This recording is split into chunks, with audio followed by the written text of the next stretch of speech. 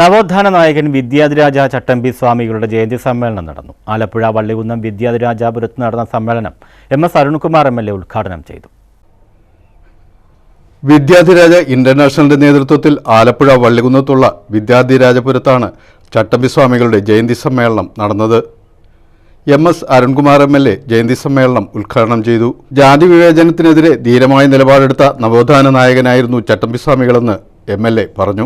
നമ്മുടെ കാഴ്ചപ്പാടുകൾ അത് പ്രത്യേകിച്ചും ചിഹ്നമാണ്. ചിഹ്നം കാഷായ വസ്ത്രമാണ്. നമ്മൾ സന്യാസിമാരെ പ്രത്യേകമായി ഓർത്തു നോക്കണം. പക്ഷെ അതിൽ നിന്ന് വ്യത്യസ്തമായി ചിഹ്നം ഉൾപ്പെടെ മാറ്റി ശുഭ്രവസ്ത്രധാരിയായി ഒരു സമൂഹത്തോടൊപ്പം ഇടകലർന്ന് ജീവിക്കാൻ, അവരുടെ പ്രയാസങ്ങൾ, പ്രശ്നങ്ങൾ,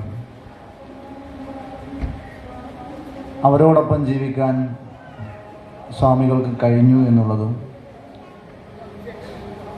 ആ കഴിഞ്ഞതിൻ്റെ ഭാഗമായി വലിയൊരു മാറ്റം അന്നത്തെ സമൂഹത്തിനകത്ത് സൃഷ്ടിക്കാൻ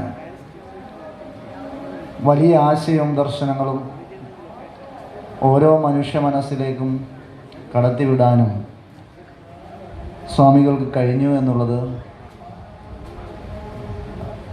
നമുക്കിന്ന് സ്വാമികളെ ഓർക്കുമ്പോൾ, സ്വാമിയുടെ ജയന്തി ആഘോഷിക്കുമ്പോൾ കാണാൻ കഴിയുന്നതാണ്.